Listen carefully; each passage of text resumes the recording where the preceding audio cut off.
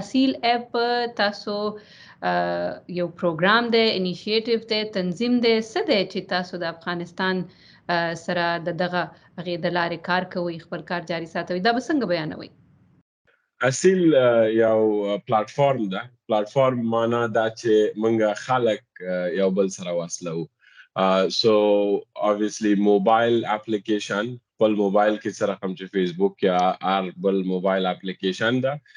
اصیل هم هماغه رقم اېپلیکېشن ده. موږ 4 کاله مخکې په افغانستان کې خپل کار شروع کړ چې اول نه لاسي صنایعو سره د افغانستان که قالینې دي، هر نوع طلا یا مثلا یا بل لاکت ده یا کالی دي، ټول خلک خپل خرڅول 2 کالو لپاره. او آخر کې چې کله د افغانستان اګست 28 باندې موږ ایمرجنسي ریسپانس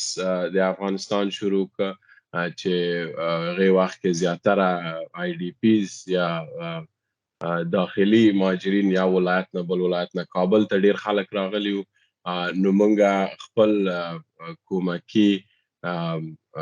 سروس هم هغې وخت کې شروع کړ خلکو ته. نو نن پورې د اګست نه نن پورې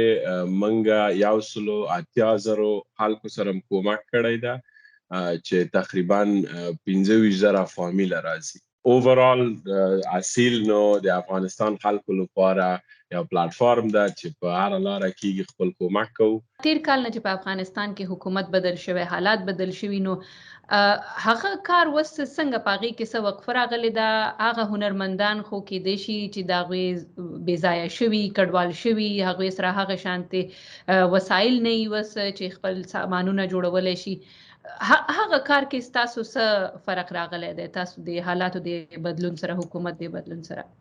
و د حکومت بدلون سره هغه کار موږ بند شوی یو، خو خوشبختانه د 3 هفتې کېږي چې موږ 3 دانې شپمنټه د افغانستان نه راوباسلو، دلته امریکا ته هم راوړل او خرڅ هم کړل. نو همدا اوس افغانستان کې څوک چې ما اوري که مثلا قالینې جوړوي یا مثلا کالي جوړوي یا لرګي نه کوم شی جوړوي شي، فرنیچر، یا موږ افغانستان کې خلک ټول یو هنر نه بل هنر لري. او هغه خلک د نن مثلا کولی شي چې موږ ټیم سره په تماس کې شي او بیا موږ هغوی سره مثلا کومک کوو. ښه به دا وي چې مثلا خپل پروډکټ ولري او موږ راسن دوی پروډکټ خرڅ کړو. خو د هغې نه مخکې په نورو پروګرامو باندې هم کار کوو چې خلکو ته یې ورزده کړو او زده کولو نه پس بیا هغه پروډکټ جوړ کړو، بیا پروډکټ په اصیل باندې خپله یې خرڅ کړي نورو خلکو ته. نو کار بیرته شروع شوی 3 هفتې کېږي او انشاءالله تر دې کال آخره پورې افغانستان څو هنرمندان چې دي ټول به موږ دې پلاتفارم ته راوړو او خدای دې وکړي چې په زراو نوي کارونه خلکو ته پیدا شي. رابطه به تاسو سره څنګه کوي؟ موبایل اپلیکیشن خو هم هلته کې مسلې دي، انټرنیټ هم مشکلات شته دی، خلک هغه شانتې رسایي نه لري. نو تاسو به ورته څه وایئ چې څنګه تاسو سره رابطه کې راشي؟ نو موږ ټیم کابل کې او په ولایاتو کې هغوی خپل هم اوس ګرځي، همدغه کوم خلک یا که دوکان لري یا که دوکان نه لري کور کې جوړوي هغوی سره په تماس کې کېږي. خو asilap.com هلته کانټاکټ کې یو فارم وي، خپله اکسس نه لري بل چاته دې ووایي، نمبر د تلیفون هم شته ده، کیدای شي تماس کې شي. نورې موږ ټیم هر ولایت کې چې هغوی ته ورځي په تماس کې ورسره کېږي. نو هغوی ته ډېر ضرور نه ده چې انټرنیټ ته اکسس ولري، هغه زیاتره کار موږ خپله کوو خلکو ته. اوس به راشو ستاسو د کار د بل اړخ ته. تاسو په افغانستان کې د ډېرو خلکو سره تاسو په خپله ووایئ چې امداد هم کوئ. د هغې کار په باره کې هم تاسو ووایئ څه قسمه امداد کوئ، څنګه خلکو ته رسیږئ، څومره حده پورې د هغوی سره لاس امداد کوئ؟ ویلی داسې شو چې اصیل بیا هماغه پلاتفارم خپل رول خلک د خلکو سره کنیکټ کړي دي. نو په دې پلاتفارم کې خلک چې مثلا زه یا امریکا کې یم یا نور خلک دلته دي یا نور ولایاتو کې نور مملکتونو کې دي، هغوی خپل کمپین جوړوي. کمپین جوړ کی تاسو کولای شئ خپل کمپین افغانستان ته جوړ کړئ کمپین کې مثلا تاسو وایي چې زه سل فامیلونو سره کومک کوم نو خپل کمپین پیج بم اپ شي هغې نه پس دا پیج تاسو نورو خلکو ته ورلیږئ هر څوک $15 $10 $10 څومره چې وسه کیږي هغه په دې کمپین کې تاسو ته اچئ نو تاسو چې کله کمپین پوره شو هماغه سل فامیلو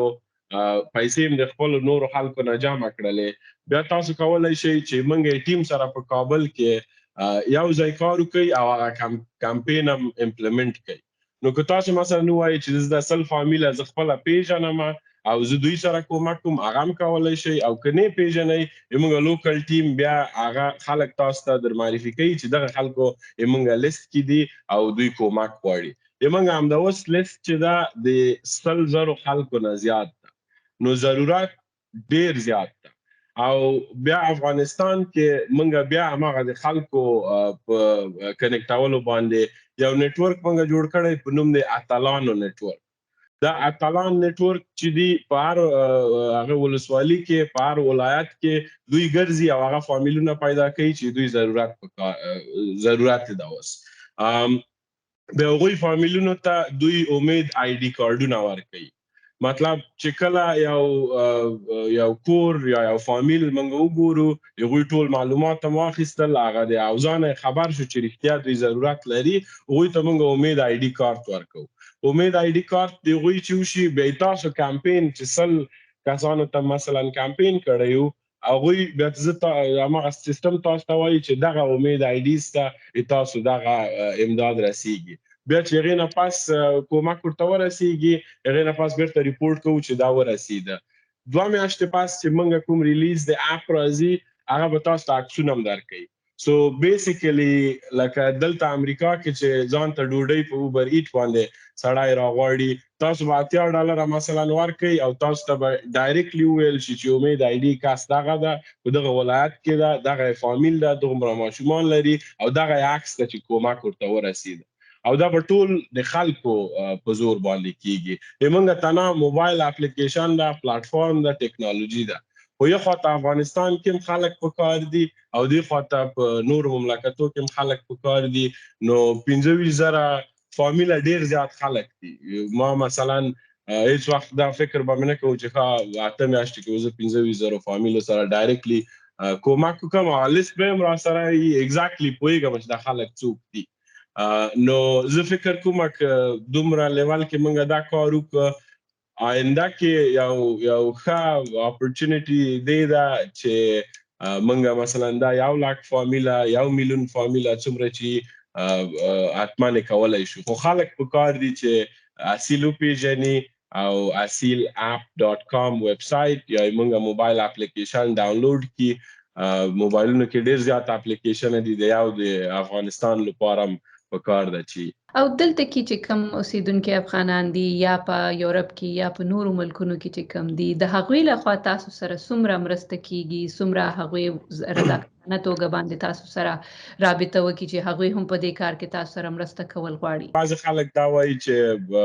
افغانستان مثلا امید کم ده خو زه چې د خلکو سره غږیږم که دلته دي یا افغانستان کې دي یا ترکیه کې دي یا هر مملکت کې چې دي څومره هم چې حالت خراب ده د خلکو امید ډیر زیات ده دې خواته مثلا په امریکا کې یا نورو مملکتونو کې چې کومو خلکو سره زه غږېدلی یم هغوی ټول مثلا اصیل پروموټ کړی ده هغه پلیټفارم جوړولو کې ډیر زیات کومک ما سره خلکو کړی ده یوه ډیره زیاته مهمه خبره چې 7 دانې متخصصه موږ سره کار کړی ده په دې ایریا کې هغه ترانسپیرنسي ده چې مثلا که دغه پلیټفارم جوړیږي او موږ د امید لرو چې دا به ټول افغانستان ته مثلا هم به کومک رسوي او هم به د خلکو هغه څه شي چې جوړوي هغه به خرڅوي د دې هغه مهم د ټول نه زیات شفافیت ده په دې کې نو دا سیستم جوړول زیاتره کومک ماته او موږ د ټول ټیم تقریبا 40 کسان یو زیاتره کومک د خلکو نه راغلی ده چا کمپین جوړ کړی چا خپل پیسې ورکړي دي او بیا افغانستان کې 110 کسان چې موږ د اتلانو نیټورک کې دي دوی ورځ په ورځ په کورونو ګرځي، خلکو معلومات اخلي، امید کارتونه خلکو ته ورکوي. دا ټول شی په خلکو شوی ده. نو هم دې خوا خلکو نه ډېر زیات خوشحاله یم، هم د افغانستان د خلکو نه. او زه فکر کوم چې څه رقم روان یو،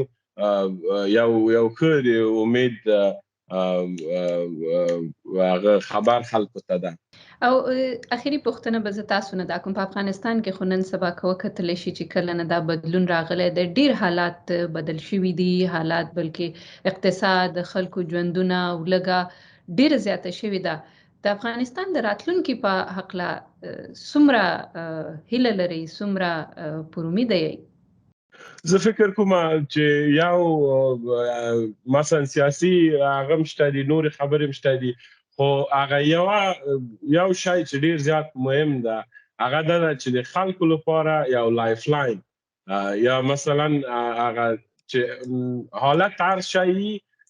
دغه یو سیستم په کار ده. مثلا یو ماشوم چې نن سبا ته نوی پیدا شي، هغه ته چې ډوډۍ نه وي، هغه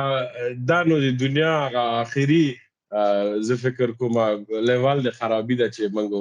زه فکر کوم آینده ښه ده که بده ده، هغه به جدا بحثي. خو د اوس لپاره د خلکو لپاره یو سیستم په کار ده چې د ماشومان، ښځې او یا نور خلک چې مثلا مخکې کار درلوده یا هر رقم د سیاسي بدلون د لاس نه د هغوی ژوند خراب شوی ده، د هغوی لپاره یو سیستم په کار ده. دا سیستم که موږ جوړ کړو نو آینده کې سیاسي یا هر رقم بدلون چې راځي هغه کم از کم هغه د انسانانو او د افغانانو او د خلکو غمه به خوړل شوي. نو ما زیات فوکس په هغې ده او زیاتره خلک هم همدغه غواړي، ځکه نن سبا کې دنیا کې مثلا نور مملکتونه مو ګوري مشکلات شته دي، خو هغه د انسان غمه په یو سیستم باندې خوړل شوی چې افغانستان کې هغه موږ نه لرو او دغه 20 کاله مخکې یا د هغې نه مخکې هم نه درلوده. هر وخت چې یو تبدیل راشي هغې وخت کې بیا خلک خراب شي او بیا چې سړی ورته وګوري، مثلا یو کلن ماشوم د اندرا ګاندي هاسپټل کې بله ورځ موږ کومک ورسره کوو، سړی په دې فکر کې شي چې ښه دغه ماشوم څه کړي، آیا دومره وخت یو سیستم موږ دوی ته نشوی جوړولی. نو خدای دې وکړي چې هغه سیستم دغه کومو طبقه خلکو ته چې پکار ده هغه موږ جوړ کړو او آینده نو خوشبینه یم، زه خوشبین انسان یم او انشاءالله ښه به شي. نور هم ستاسو ډېره مهرباني. ډېره زیاته مننه. خدای پامان.